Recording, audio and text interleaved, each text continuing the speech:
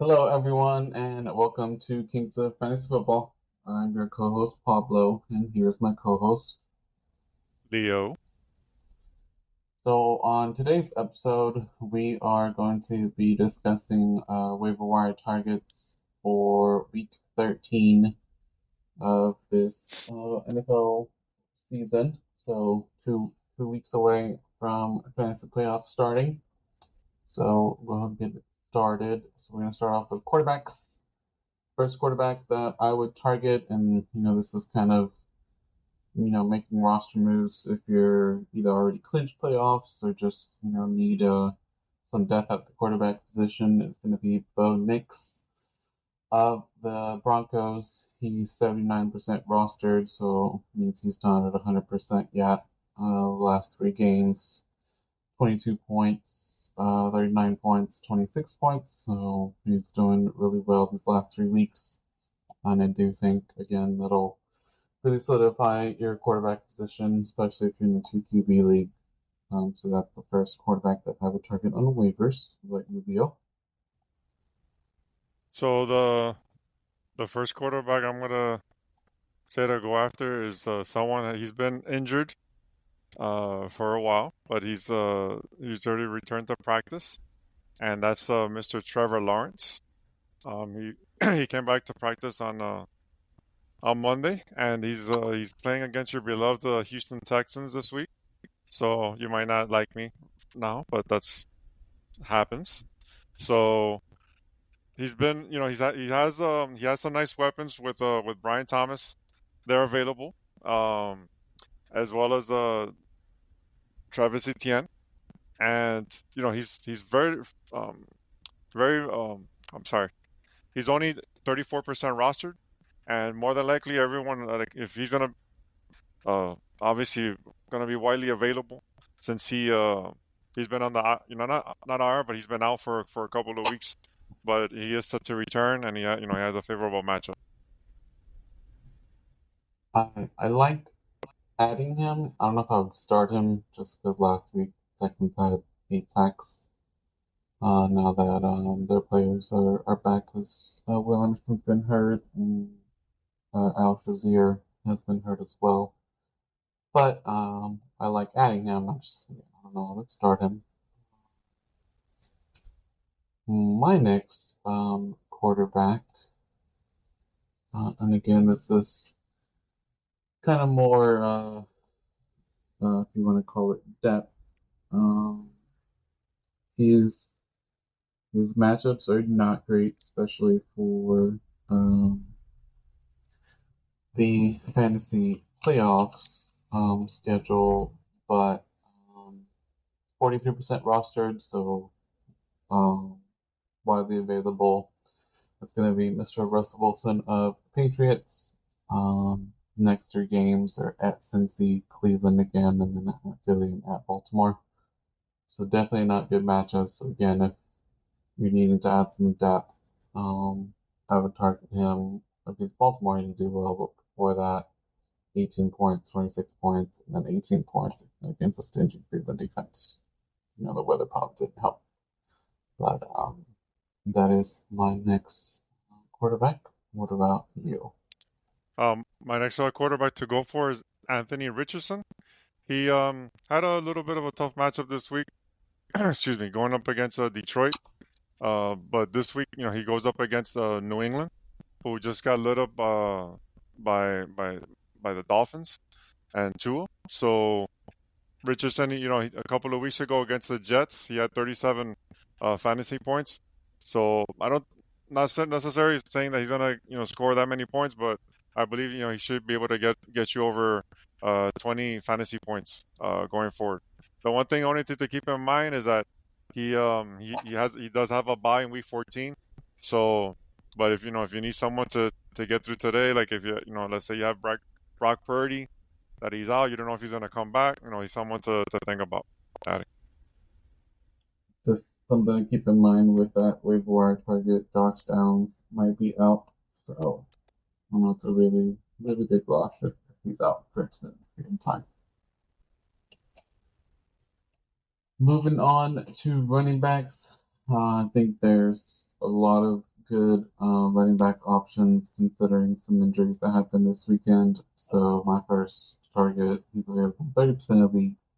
Or sorry, he's only rostered in 30%. That's going to be Gus Edwards of the Chargers. As a J.K. Dobbins owner, something I'm thinking about, especially again, he's going to be out. Gus Edwards kind of stepped in and handled, the workload in Dobbins' absence. So, with the run-heavy Chargers, um, definitely someone that I would target. So that was Gus Edwards of the Chargers. What about you, Joe? My first running back is probably he should be possible to get in every single league. Because just due to the fact of the running backs in front of him, and that's Jeremy McNichols. He has Brian Robinson who's out, who was out last week. Not sure if he's gonna come back this week. And Austin Eckler also, he got a concussion, and more than likely he's gonna be out as well. So he should be the man behind running the ball there. He should have plenty of touches there, and so he does have an opportunity to make some headways. He does have a little bit of a tough matchup against the Titans, but you know, if you've lost some some of your running backs, here's just another option to take a look at. Well, that was going to be my next guy. So thank you for taking him. So I'm gonna audible and choose Amir Abdullah of the Raiders. He had a 9% snap share. He had 17 fantasy points. He was involved not only in the run game, but he also had 6 targets, 5 receptions, 37 yards, and a touchdown. So if the lead backs and Madison and White are still out, definitely someone you can just plug in since he's getting a lot of volume. Who's your next running back? All right, so my next running back to go after is going to be Roshan Johnson. He steadily has been coming along in the Bears offense since the new offensive coordinator has been named. He's been very he scored a couple of touchdowns over the last couple of weeks, and he does, like I said, he does play on Thursday, so against a tough Detroit Lions defense. But looking long term, if he continues to progress in the offense, this is an option. Over the last couple of weeks, he had even last week against the Vikings, he had nine fantasy points, and 2 weeks ago against the Packers, he also had 12 over 12 fantasy points. So he's just someone to keep in mind there to um to get ready for the playoff push. All right, that was another running back that I was looking at, so definitely agree. Like you said, especially trying to do a playoff push, and Swift has just fallen off of that offense. Um, so I like Roshan moving forward. Now, moving on to receivers. The first one that I would target um, is going to be Nick Westbrook-Ikhine. He has scored a touchdown in his last 6 out of 7 games. So he's been more involved in the offense as of late, even though Kevin really is the go-to. Looks like Westbrook is kind of in that wide receiver 2 role. Last 3 games, 6 points, 24 points, 12 points. So I think he's good to kind of give you that 10 to 15 point average. He's only 20% rostered, and like we've been talking about that playoff push. items of death. You need wide receivers. I think Westbrook's a good target. What do you think, Leo? So my next guy is Devon Vele. He's a receiver with the Broncos. He's their number two receiver. Cortland Sutton has been the man this year, and this offense has been on the rise. But hiding under the radar, Vela has been very productive in this offense. He has scored at least 10.6 PPR fantasy points in 3 games in a row.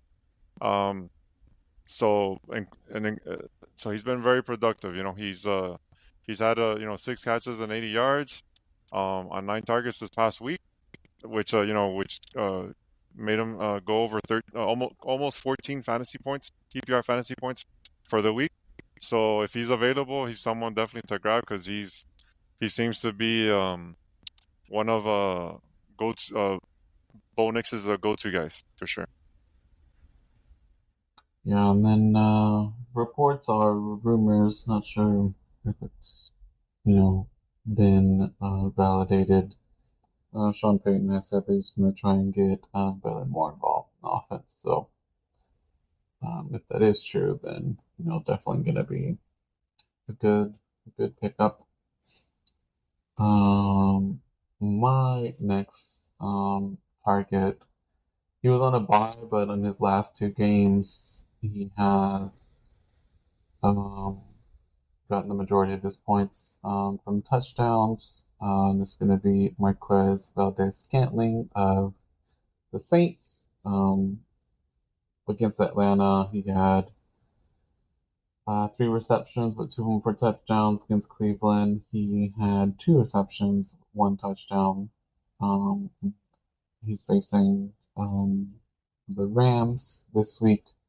He's rostered in only 35% of leagues. So again, kind of that playoff push like we've been talking about. I think MBS target. Who's your next receiver? My next receiver is one of the one of the many receivers that we don't know who to get in New England, but I believe that Demario Douglas should be the one that they should get, especially in PPR leagues. He's he's had at least 5 targets over the last 4 games, and with a game high of one of the games that he even got up to 9 targets. During that stretch, he's had uh, 12, 10, 11, and 12 fantasy points, PPR fantasy points. So this is more like a kind of like a wide receiver 3 flex play. You know how this league is that you try to get points where you can, someone consistent, and it does look like he's becoming one of uh, Drake May's most consistent targets to receivers to target during that stretch. He's 44% rostered, so there should be a good chance that he should be available there for you. Right, yeah, that roller coaster of wide receivers in New England. I think he's probably the most consistent.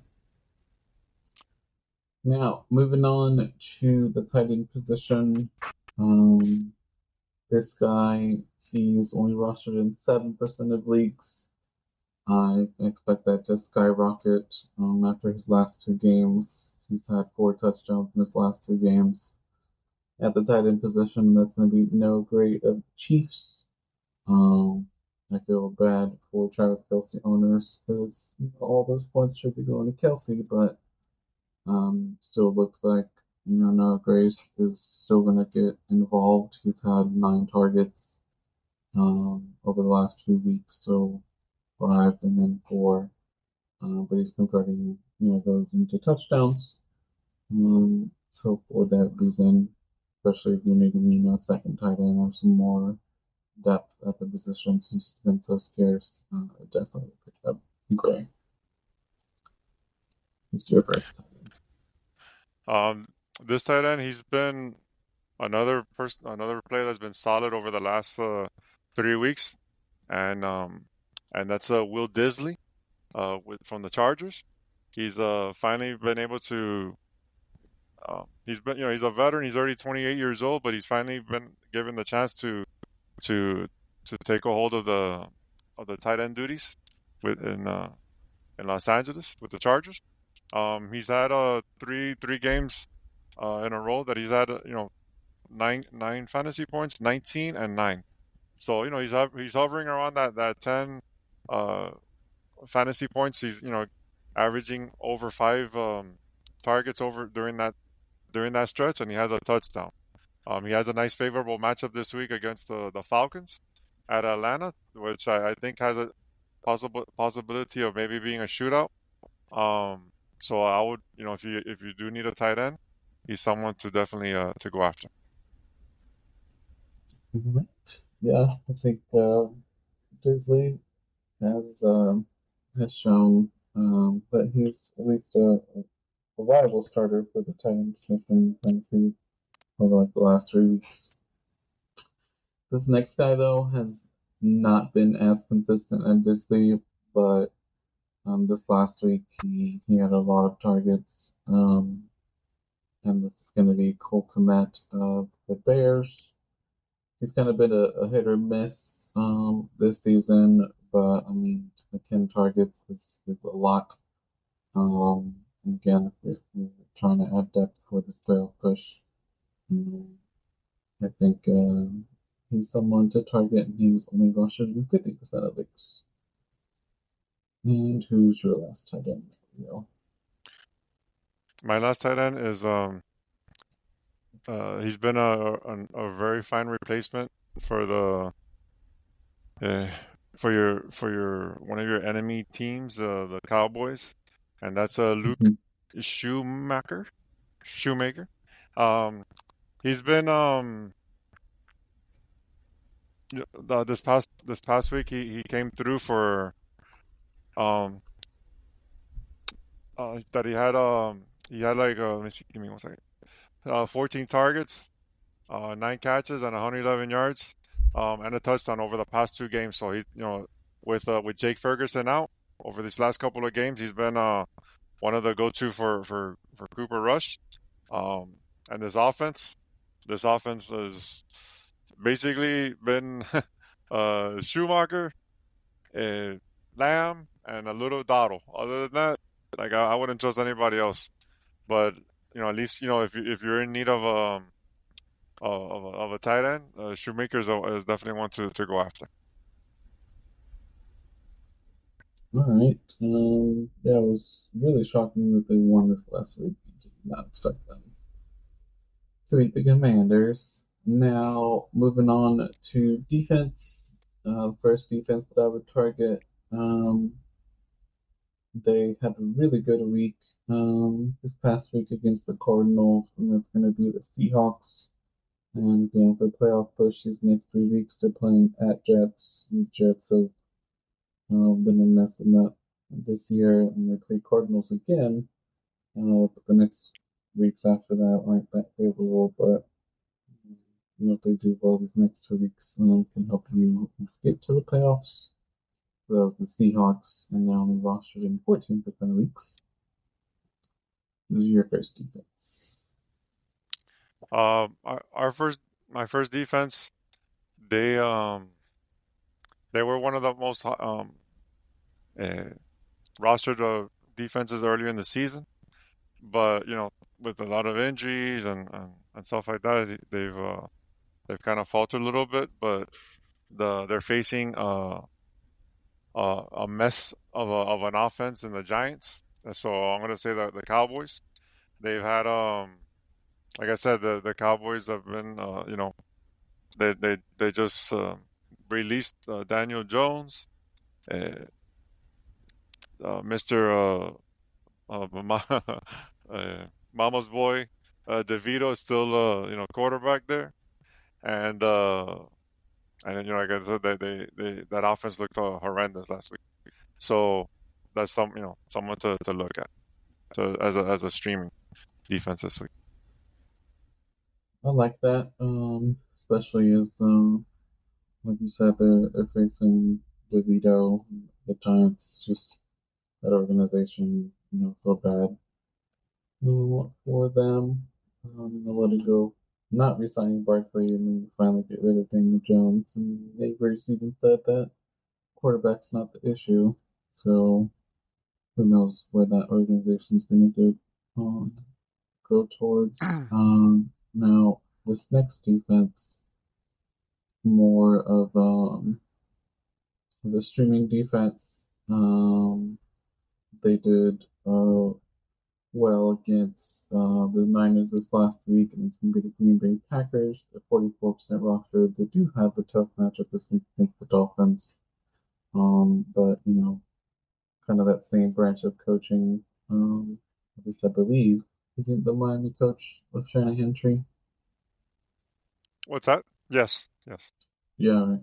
So Like McDaniel. Daniels could be similar play calling against the Packers. I don't know if I would start him.